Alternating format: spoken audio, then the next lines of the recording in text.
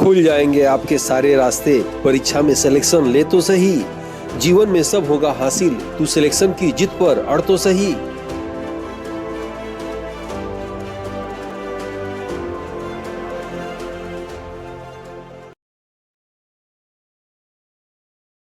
Aditya classes exam गुरु channel में आप सबका स्वागत है। आज हम लोग की क्लास भारतीय संविधान से विधायिका से रहेगी। याद रखिएगा, विधायिका की 3 क्लास रहेगी, जिसकी पहली क्लास आज ली जा रही है। एक सूचना देना था, जो लोग कोर्स परचेज कर चुके हैं उनका जो है टेस्ट शुरू होने जा रहा है आज से।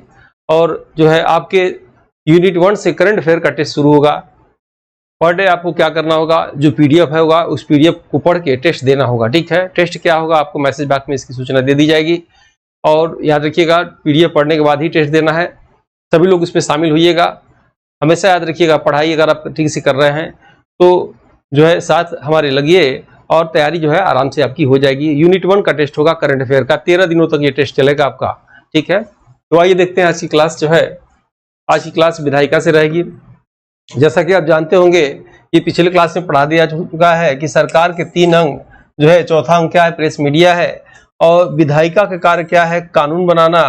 और कार्यपालिका क्या करती है, कानून को लागू करती है। और न्यायपालिका क्या करती है, उसके जो है रक्षा करती है, न्याय करती है। ठीक है, आर्टिकल 50 के अनुसार जो है कार्यपालिका को न्यायपालिका से पृथक्करण करना है, पृथक्करण की बात की गई है। ठीक है, इसकी हम लोग चर्चा करेंगे जो है विधायिका की। तो आइए देखते हैं इसमें हम लोग कौन सी क्लास क्या क्या पढ़ेंगे इसके अंदर। जैसे आप बताया गया था अभी कि कार्यपालिका के अंतर्गत केंद्र संघ आएगा, जिसमें संसद भवन के विषय में जानेंगे। और राज्य आएगा, जिससे विधानमंडल के विषय में जानेंगे। आज की क्लास में हम लोग को क्या पढ़ना है, एक तो हम लोग संसद भवन के विषय में पढ़ेंगे। संसद भवन से निश्चित ही आपके आने वाले एग्जाम में प्रश्न आएंगे, क्योंकि नए संसद भवन का निर्माण कब हुआ, उद्घाटन कब हुआ, किसकी 140वीं जयंती पे हुआ, कितने लोग की सीटें हैं बैठने की, और या किस मंदिर से इसको जो है लिया गया है। ये तमाम प्रश्न जो है आ सकते हैं। राज्यसभा लोकसभा में अंतर, ये आप इस आज की क्लास में बोलेंगे। संसद संबंधित महत्वपूर्ण तथ्य जो अक्सर एग्जाम में आए हैं, और बिखरे हुए तथ्यों का संकलन एक जगह कर दिया गया है। और संसद संबंधित महत्वपूर्ण शब्दावली जो अक्सर आपके एग्जाम में आते हैं। विधेयक संबंधित महत्वपूर्ण तथ्य, विधेयक के प्रकार जो है पढ़ेंगे हम लोग। ठीक है, ये क्लास बहुत लंबी ना हो जाए, इसीलिए विधायिका की क्लास को जो है 3 भागों में बांटा गया है। आज पहली क्लास है, इसके बाद दूसरी और तीसरी क्लास आएगी। ठीक है, आइए शुरू करते हैं। सबसे पहले हम लोग संसद भवन से शुरू करते हैं। जैसा कि आप जानते होंगे, संसद की चर्चा जो है अनुच्छेद 79 में है और भाग 5 में है। और प्रथम निर्वाचित संसद 6 मई 1952 को इसका गठन हुआ था। ठीक है, ये पुराना संसद भवन है, चित्र के माध्यम से आप देख रहे होंगे। और ये जो है नया है। ठीक है, सबसे पहले नए के विषय में देखा जाए क्या क्या एग्जाम में आपके आ सकते हैं।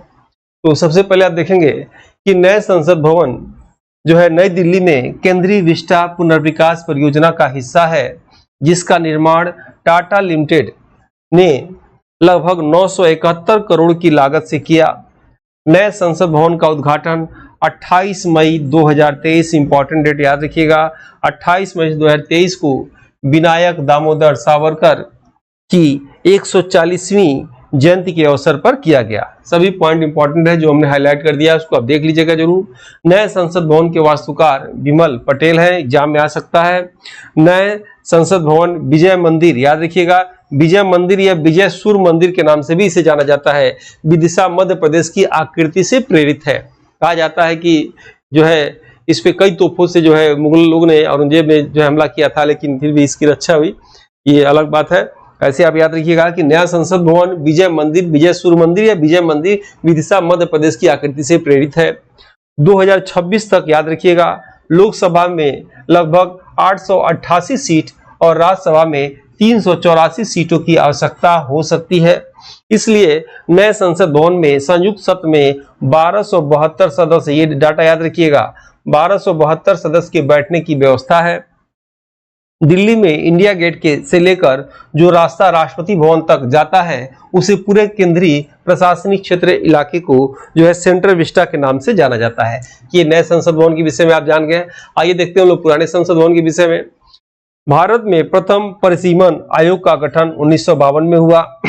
भारत की राजधानी कलकत्ता से दिल्ली 12 दिसंबर 1911 को घोषणा हुआ और 1 अप्रैल 1912 को भारत की राजधानी कलकत्ता से दिल्ली बना दी गई। ठीक है, नेक्स्ट है कलकत्ता से दिल्ली राजधानी परिवर्तन के समय भारत के गवर्नर हार्डिंग द्वितीय थे। डलहौजी ने भारत की राजधानी गर्मी में शिमला हिमाचल प्रदेश में बनाया था, यानी कलकत्ता से जो है शिमला भी बनाया था। संसद भवन का निर्माण का कार्य पूरा हुआ 1927 में, याद रखिएगा। इरविन के समय ये समय पूरा हुआ था। एक प्रश्न ये भी आता है कि भारत में संसद भवन में बैठने वाले प्रथम गवर्नर जनरल कौन थे? तो इरविन थे, ये नाम याद रखिएगा, जीएस के रूप में ऐसे आता है। और संसद भवन के वास्तुकार जो है, ये पुराने संसद भवन के वास्तुकार एडविन लुटियन और हर्बर्ट वेकर थे। संसद भवन 64 योगिनी मंदिर, याद रखिएगा, 64 योगिनी मंदिर मध्य प्रदेश की आकृति से प्रेरित है। ये 64 योगिनी मंदिर से प्रेरित है और ये जो है बताया गया था जो है कि विजय मंदिर से ये प्रेरित है। ठीक है, दोनों के विषय में आपको बता दिया गया। आइए अब देखा जाए, अब थोड़ा सा क्लासेस को जो है जो एग्जाम में पूछा जाता है ऑनलाइन के रूप में ले लिया जाए इसको। अब जानते होंगे भारत का जो है दिल्ली में जो है संसद भवन को दो भागों में बांटा, 3 भागों। संसद भवन के 3 अंग है, राष्ट्रपति, लोकसभा और राज्यसभा। ठीक है, और राष्ट्रपति में अनुच्छेद 52 में इसका वर्णन है, राज्यसभा का 80 में वर्णन है। प्रथम संरचना राज्यसभा का 3 अप्रैल 1952 को एग्जाम में पूछा जाता है। लोकसभा का वर्णन अनुच्छेद 81 में है और प्रथम संरचना जो है 17 अप्रैल 1952 को हुआ था। ठीक है, अब हम लोग देखते हैं राज्यसभा और लोकसभा में अंतर। ठीक है, बेसिक इसकी पहले की क्लास में आपको बता दिया गया था कि राज्यसभा लोकसभा में क्या होता है, कानून कैसे बनता है, विधेयक क्या होता है। बताया गया था कि कानून बनने से पहले, कानून जब बन जाता है तो उसे अधिनियम कहते हैं। कानून बनने से पहले जो प्रोसेस होता है उसे विधेयक के नाम से जाना जाता है। ठीक है, यानी जब कानून बनने की जो प्रक्रिया होगी वो विधेयक है, जब कानून बन जाएगा तो क्या होगा, अधिनियम हो जाएगा। ठीक है, ये आपको बताया गया था। और कानून कैसे बनता है, जैसे मान लीजिए अगर देश में कानून बनना हो तो संसद भवन में राज्यसभा, लोकसभा, राज्यसभा दोनों में क्या होता है, जैसे ऐसे सामान्य भाषा में समझिए, कोई विषय पे अगर कानून बनना हो तो एक फाइल में वो बातें लिखी जाती हैं और लोकसभा के कुल सदस्य, राज्यसभा के कुल सदस्य और लास्ट में जो है राष्ट्रपति को साइन करना होता है, फिर वो देश में कानून लागू हो जाता है। जैसे मान लीजिए लखनऊ में या उत्तर प्रदेश की चर्चा करें, उत्तर प्रदेश में कोई कानून लागू होना हो तो क्या होता है, विधानसभा के सदस्य, विधान परिषद के सदस्य और राज्यपाल जब उसको साइन कर देते हैं तो वो कानून लागू हो जाता है। ठीक है, इनके विषय में क्या ऑनलाइन प्रश्न के रूप में आते हैं, ध्यान से इसको देखिएगा।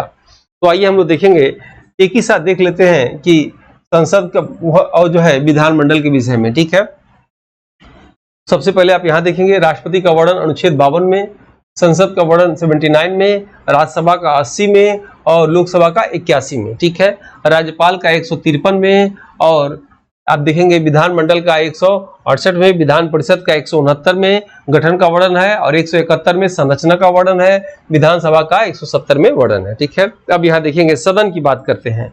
सदन की बात करेंगे, यहाँ राज्यसभा में तो इसे बोलते हैं उच्च सदन और इसे बोलते हैं निम्न सदन।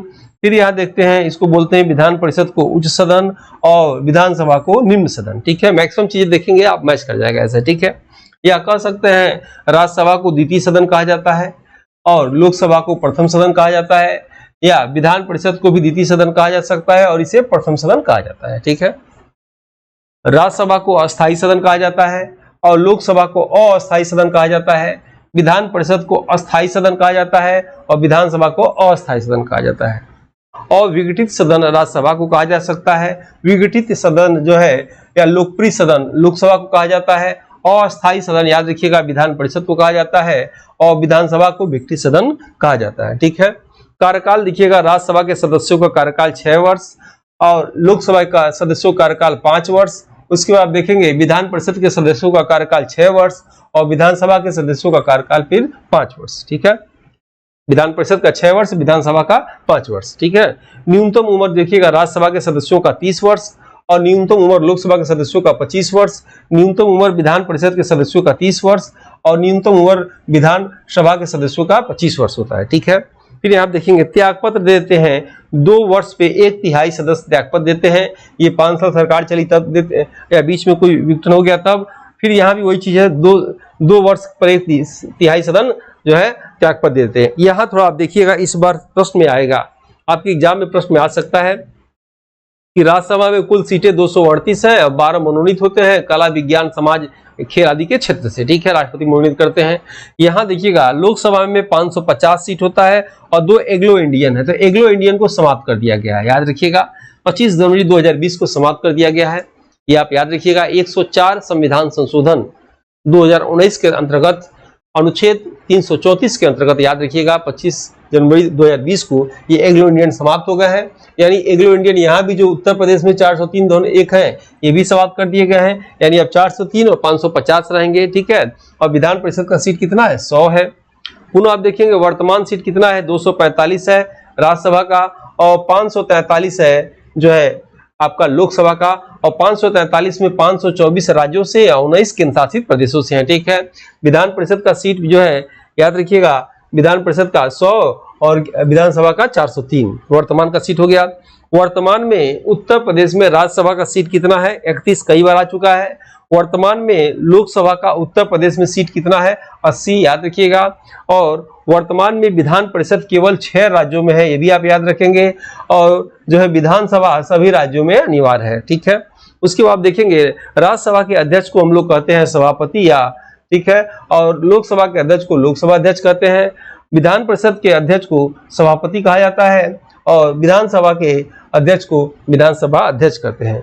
यहाँ आप देखेंगे राज्यसभा को वोट कौन करता है, ये विधायक करते हैं, याद रखिएगा। लोकसभा के सदस्यों का वोट कौन करता है, सीधे जनता करती है। विधान परिषद के सदस्यों का जो है वोट कौन करता है, तो 6 स्थानों से होता है, अप्रत्यक्ष रूप से होता है, यहाँ स्पष्ट कम आते हैं। विधानसभा के सदस्यों का जो है जनता करती है, ठीक है। इसको आप देखिए इंग्लिश मीडियम में आप चाहें तो इसको ले सकते हैं स्क्रीनशॉट। आगे हम लोग चलते हैं। ये टेस्ट के विषय में बताना था, हमारी टीम द्वारा बिल्कुल बेहतरीन तरीके से एकदम प्लानिंग के साथ टेस्ट तैयार किया गया है। जिनको लेना ले सकते हैं। इस टेस्ट की खासियत क्या है देखेंगे। सबसे पहले यूपीएचएससी 51 के एग्जाम डेट तक इसकी वैलिडिटी रहेगी। इसके बीच में जो एग्जाम पढ़ेंगे वो भी आपके लिए फायदा ही रहेगा। इस टेस्ट में बिल्कुल समान अध्ययन के जो है असिस्टेंट प्रोफेसर के ई-पीडीएफ पहले मिलेगा, उसी ई-पीडीएफ पे वीडियो मिलेगा, उसी वीडियो पे आपको टेस्ट मिलेगा। यानी एक ही चीज को जब आप 3 बार पढ़ेंगे तो कंटेंट आपको याद हो जाएगा और जो है कंफ्यूजन दूर हो जाएगा। उसके बाद फिर लास्ट में आपको फाइनल टेस्ट है इसमें, तब जाके जीएस में पूर्णता आएगी। इस टेस्ट में क्या मिलेगा आपको, ई-पीडीएफ नोट्स मिलेगा सभी का, बाइलिंगुअल हिंदी इंग्लिश में मिलेगा। 2014 से लेकर अब तक के सभी सालवर्ड पेपर क्वेश्चन आंसर के रूप में वीडियो क्लासेस भी उसमें है। रेगुलर आपको एग्जाम तक प्रैक्टिस सेट मिलता रहेगा, अपडेट होता रहेगा। इसमें ऑर्गेनाइज क्लासेस में मिलेगा, बिल्कुल सीक्वेंस में सिलेबस के अनुसार इस टेस्ट के अंदर आपको सभी क्लासेस समझ में आएंगी। यूट्यूब पे सभी क्लासेस नहीं आती हैं, कुछ आती भी हैं तो बाद में अनलिस्टेड हो जाती हैं। पूर्ण रूप से लाभ टेस्ट लेने होगा आपको, और टेस्ट के रूप में आपको मॉडल पेपर मिलेंगे जिसकी सैकड़ों की संख्या में है। सिलेबस वाइज टेस्ट लेंगे और यूनिट वाइज टेस्ट इसके अंदर है। इसका रेट 1999 है, लेकिन अभी ये 1299 में दिया जा रहा है।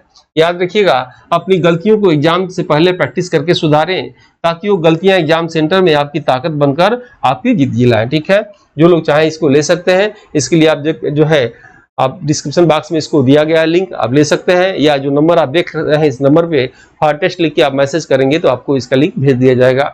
ये टीम द्वारा 4 पुस्तक निकाली गई है, चारों अलग अलग पुस्तक है समान अध्ययन के, जिसमें 80 मॉडल पेपर है। इसको आप अमेजन के माध्यम से मंगा सकते हैं। मंगाने का डिलीवरी चार्ज इसमें फ्री है, साथ में वो मार्कशीट फ्री है। मात्र 499 रुपए में ये आपके घर तक पहुंच जाएगा। ठीक है, और अगर पुस्तक को मैं दिखाना चाहूं तो आप देख सकते हैं पुस्तक के चारों इसमें महत्वपूर्ण तथ्यों का संकलन है, प्रश्नों का संकलन है, और एग्जाम देने से पहले इसको जरूर पढ़ के जाना चाहिए। और पढ़ने के बाद आपको 2-3 बार पढ़ने के बाद आपको मार्कशीट में इसको जरूर भर देना चाहिए। जो लोग हमारी टीम से जुड़ना चाहते हैं, व्हाट्सएप ग्रुप है, जुड़ सकते हैं। टेलीग्राम से जुड़ना चाहें जुड़ सकते हैं, इसमें सभी वीडियो के लिंक भेज दिए जाते हैं। आइए आगे देखते हैं हम लोग क्लास में। अब हम लोग देखा जाए यहाँ पे अभी जो हमने चर्चा किया था कि 104 संविधान संशोधन 2019 के अंतर्गत अनुच्छेद 334 में संशोधन करके लोकसभा 2 सदस्य जिन्हें राष्ट्रपति द्वारा मनोनीत लोकसभा में और विधानसभा में एंग्लो इंडियन सीट को 25 जनवरी 2020 को समाप्त कर दिया गया। ठीक है, यहाँ थोड़ा सीटों के बंटवारा के विषय में देखेंगे कि संसद में राज्यसभा लोकसभा के बीच में देख रहे होंगे। देखिए टीम द्वारा काफी मेहनत किया गया है और बिल्कुल सीक्वेंस में आपको समझ में आ जाए, जहां तक आपकी एग्जाम की गहराई हो सकती है वहां तक जो है टीम ने मेहनत किया है। इसलिए वीडियो आपको अच्छा लगे तो लाइक जरूर करना चाहिए और इसे शेयर भी करें आप। ठीक है, संसद में यहाँ देखेंगे राज्यसभा के सीटों के विषय में देखा जाए तो अधिकतम सीट की बात 250 होती है, और 250 में 12 मनोनीत और 238 निर्वाचित। याद रखिएगा, यानी 250 हो गए। वर्तमान सीट यही आपको याद रखना है, यही पूछता है एग्जाम में, वर्तमान सीट कितना है। तो मनोनीत 12 और निर्वाचित 233। याद रखिएगा, यानी 245 सीट है आपका, जो है इसमें से 5 सीट खाली रहता है। याद रखिएगा, 5 सीट हमेशा खाली रहता है। और 233 की बात करेंगे तो राज्यों से 225 और केंद्र शासित प्रदेशों से बाकी सीटें 8 ली जाती हैं। 8 में 3 सीटें दिल्ली से, पांडुचेरी से 1, जम्मू कश्मीर से 4, लद्दाख से कोई सीट नहीं ली जाती, याद रखिएगा। यहाँ भी आप देखेंगे लोकसभा में तो अधिकतम सीट 550 हो सकता है, याद रखिएगा, यानी राज्यों से 30 और केंद्र शासित से 20, ठीक है, ये कम पूछेगा। वर्तमान में कितना सीट है ये आपको याद रखना है, याद रखिएगा, यानी वर्तमान सीट कितना है 543 है, 7 हमेशा खाली रहता है, याद रखिएगा। राज्यों से 524 सीट ली जाती हैं और केंद्र शासित प्रदेशों से 19 सीट ली जाती हैं, जिसमें दिल्ली से 7, जम्मू कश्मीर से 5, लद्दाख से 1, दादर नगर हवेली से 2, पौंडुचेरी से 1, अंडमान निकोबार से 1, लक्षद्वीप से 1 और चंडीगढ़ से 1 जो है लिया जाता है। उत्तर प्रदेश की बात करें तो विधानमंडल को विधान परिषद विधानसभा में बांटा गया है और विधान परिषद की 100 सीटें हैं और विधानसभा का 403 धन 1 सीटें हैं, 1 को भी हटा दिया गया है, आपको भी चर्चा किया गया आपको, ठीक है।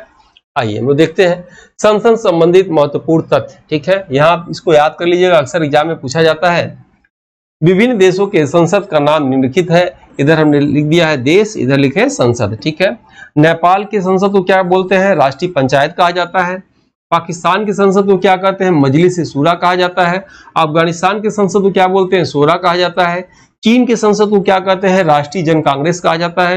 रूस के संसद को क्या कहते हैं, डीमा कहा जाता है। इजराइल के संसद को क्या कहा जाता है, नेसेट कहा जाता है। जापान के संसद को क्या कहते हैं, डायड कहा जाता है। ब्रिटेन के संसद को क्या कहते हैं, पार्लियामेंट कहा जाता है। यूएसए के संसद को क्या कहते हैं, कांग्रेस कहा जाता है। ईरान के संसद को क्या कहते हैं, मजलिस कहा जाता है। बांग्लादेश के संसद को क्या कहते हैं, जातीय संसद कहा जाता है। एवरग्रीन है, याद रखिएगा, अक्सर एग्जाम में इसको पूछा जाता है, आपको इसको बिना रटा होना चाहिए चीज। नेक्स्ट देखेंगे आप, प्रत्याह्वान व्यवस्था के अंतर्गत जनता को अपने प्रतिनिधियों को चुनने तथा वापस बुलाने का भी अधिकार है, याद रखिएगा, बहुत इंपॉर्टेंट है ये। जो वर्तमान में स्विट्जरलैंड में है, लोकनायक जयप्रकाश नारायण ने भारत में दल विहीन लोकतंत्र तथा प्रत्याह्वान की मांग सर्वप्रथम उठाया था, ठीक है। ये भारत में लागू नहीं है, लेकिन इसे लागू हो तो क्या होगा कि जनता द्वारा प्रतिनिधियों को चुनेंगे और काम अगर अच्छा नहीं होगा तो क्या होगा, वापस इन्हें बुलाने का अधिकार होगा, ठीक है। ये कहाँ लागू है, स्विट्जरलैंड में, भारत में ये लागू नहीं है। किसने ये मुद्दा उठाया था, तो लोकनायक या जयप्रकाश नारायण जी ने उठाया था, ठीक है। नेक्स्ट हम लोग आते हैं संसद की जननी, आप ध्यान से देखेंगे, संसद की जननी, संविधान की जननी, संविधान का मैग्ना कार्टा सर्वप्रथम राजनीतिक दल का उदय ब्रिटेन में हुआ, ठीक है, याद रखिएगा। सबसे पहले भारत में संविधान, विश्व में संविधान जो है ब्रिटेन में लिखा गया, लेकिन मौखिक था। लिखित संविधान सबसे पहले किसका है, अमेरिका का, ये भी आप याद रखेंगे।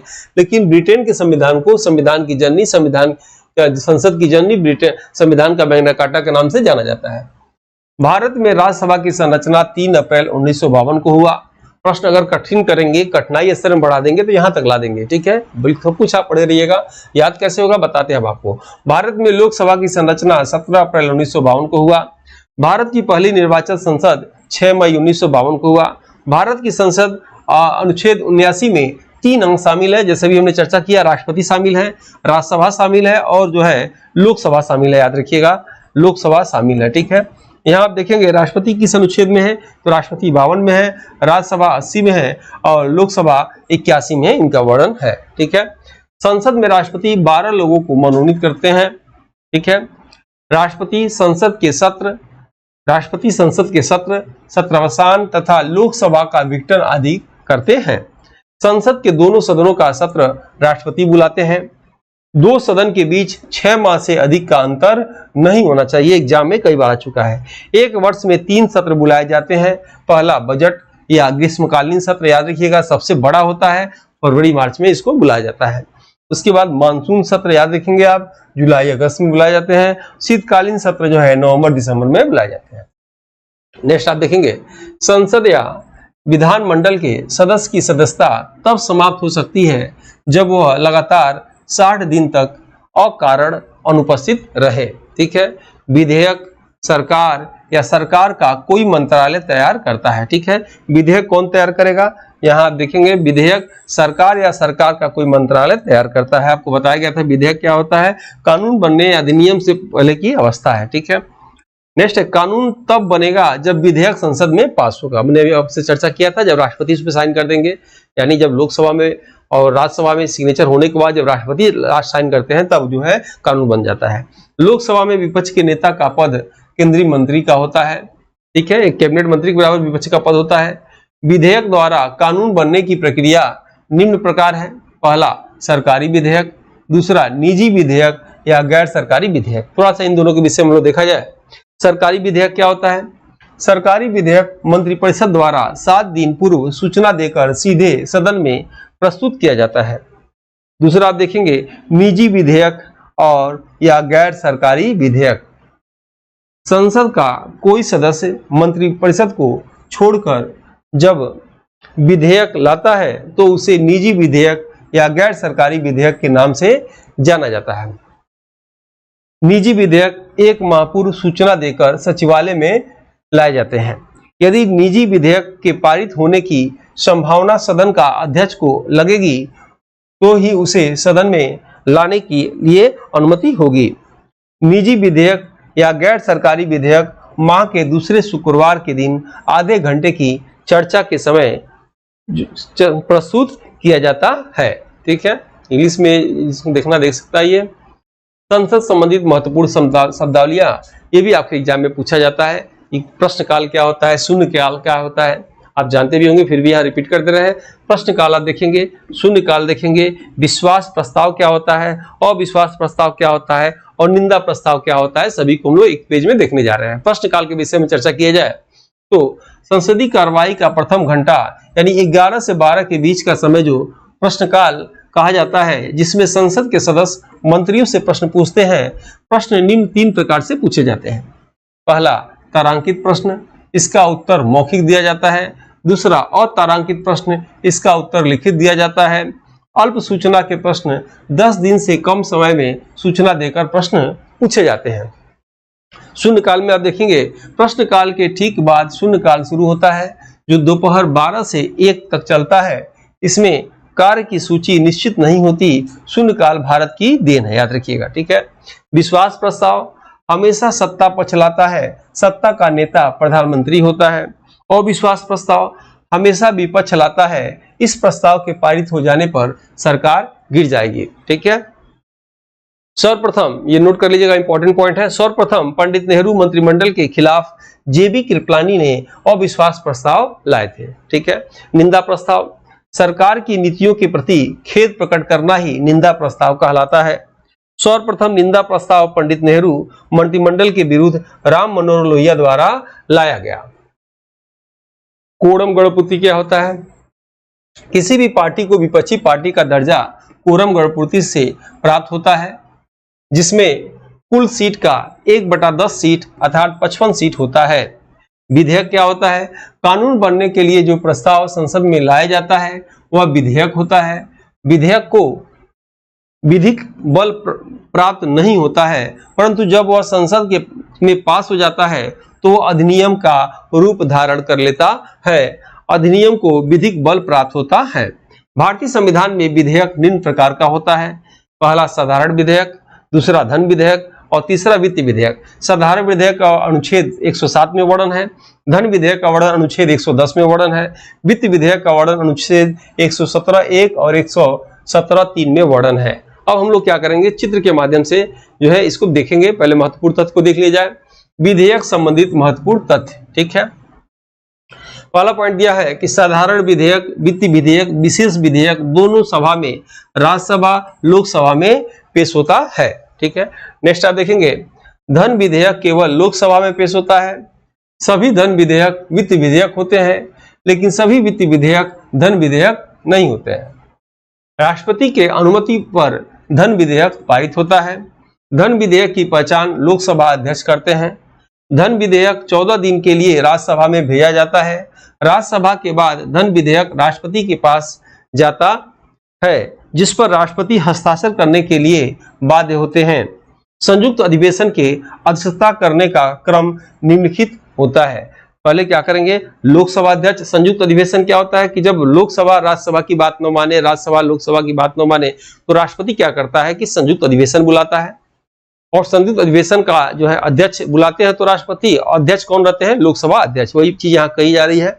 यहाँ कहा जा रहा है कि संयुक्त अधिवेशन के अध्यक्षता करने का क्रम, मान लीजिए लोकसभा अध्यक्ष न हो, यहाँ लिखा हुआ है लोकसभा अध्यक्ष उसके अध्यक्ष रहेंगे। अगर वो न हो तो लोकसभा उपाध्यक्ष होंगे।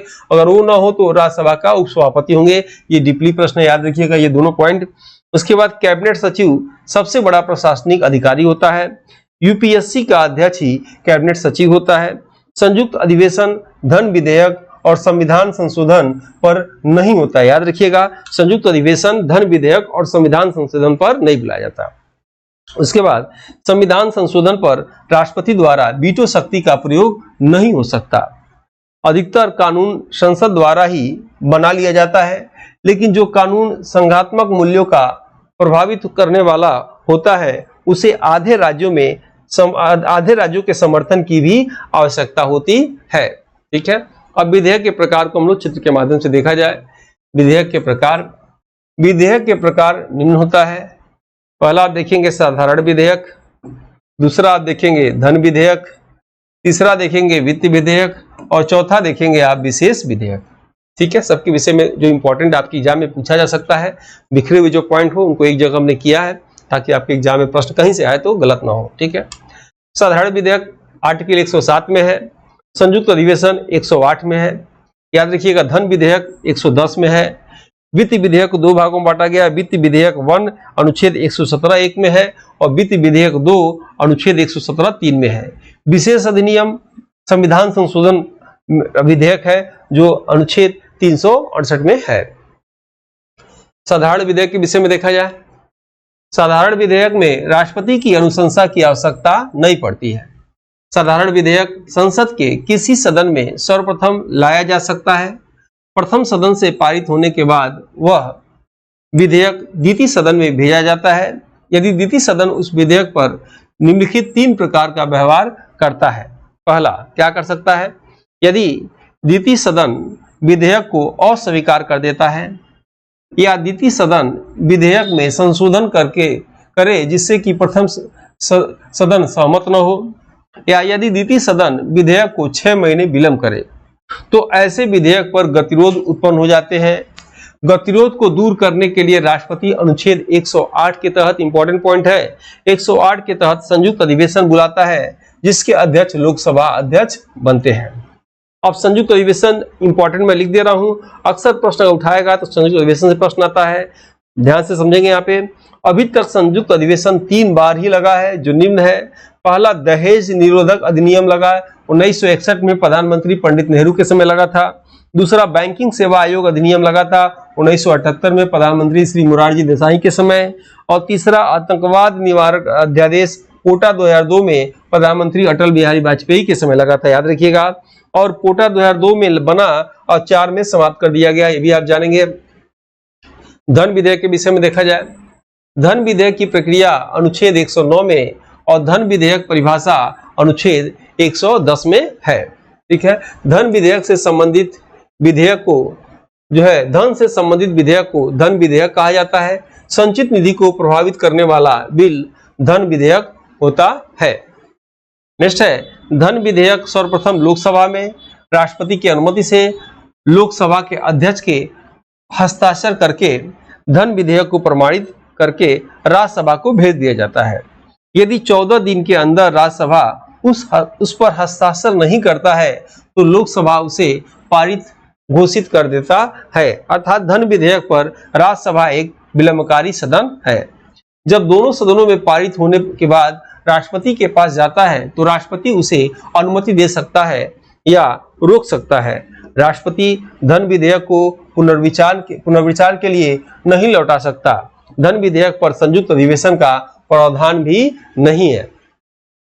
नेक्स्ट पॉइंट आप देखेंगे, वित्त विधेयक। धन विधेयक की विषय वस्तु के साथ जब साधारण विधेयक जोड़ दिया जाता है तो वित्त विधेयक कहलाता है। वित्त विधेयक 2 प्रकार का होता है, पहला अनुच्छेद 117 का, दूसरा अनुच्छेद 117(3). वित्त विधेयक राष्ट्रपति की अनुमति से लोकसभा में पारित होने के बाद फिर राज्यसभा में भेजा जाता है। विधेयक पर राज्यसभा द्वारा गतिरोध खड़ा करने पर विधेयक नष्ट हो जाएगा। नेक्स्ट पॉइंट है, विधेयक को नष्ट होने से बचने के लिए राष्ट्रपति संयुक्त अधिवेशन बुलाएंगे। विधेयक दोनों सदनों से पारित हो जाता है तो राष्ट्रपति हस्ताक्षर करने के लिए बाध्य नहीं होता है। यह अनुच्छेद 111 के तहत 3 प्रकार से जो है व्यवहार करेगा। धन विधेयक को राज्यसभा में 14 दिन जबकि वित्त विधेयक को 6 माह विलंब कर सकेगा। धन विधेयक पर संयुक्त अधिवेशन संभव नहीं है जबकि वित्त विधेयक पर संभव है। धन विधेयक को राष्ट्रपति पुनर्विचार के लिए नहीं लौटा सकता, जबकि वित्त विधेयक को लौटा सकता है। और बाकी क्लास ये लंबा हो जाएगा, इसलिए अगले क्लास में हम लोग जो है इसकी डिटेल हम लोग जो है क्लास लेंगे, जल्दी मिलेंगे। और वीडियो अच्छा लगे, लगातार क्लास आप लेते हैं तो आपको लाइक करना चाहिए। मिलते हैं नेक्स्ट वीडियो में, तब तक के लिए जय हिंद, जय भारत। इस समान अध्ययन की मॉडल पेपर बुक को हिंदी एवं अंग्रेजी दोनों भाषा में तैयार किया गया है, जो कि समान अध्ययन एग्जाम में किसी भी प्रदेश के असिस्टेंट प्रोफेसर एग्जाम, जीडीसी, प्रवक्ता एग्जाम के साथ LT grade, GIC, TGT, PGT आदि एग्जाम में सहायक सिद्ध होगा। उपरोक्त एग्जाम के विगत वर्षों के पेपर का एनालिसिस करने के बाद वर्तमान एग्जाम पैटर्न पर इसको अनुभवी टीम द्वारा तैयार किया गया है, जो कि आपके समान अध्ययन जनरल स्टडीज एग्जाम के स्कोर को बढ़ाने में सहायक सिद्ध होगा। इन एग्जाम की कुंजी जीएस पेपर होता है। इसमें 4 बुक में 80 मॉडल पेपर हैं, जिसमें समान अध्ययन सिलेबस के सभी क्षेत्रों से महत्वपूर्ण व चुनिंदा प्रश्न हैं, जो कि अक्सर एग्जाम में पूछे जाते हैं। इस बुक पैक में आपको एक OMR शीट बुक और अमेजन डिलीवरी चार्ज फ्री मिलेगा। इस बुक के लिए आप 97 95 96 2010 पर व्हाट्सएप में फॉर बुक लिखकर भेज सकते हैं, जिसमें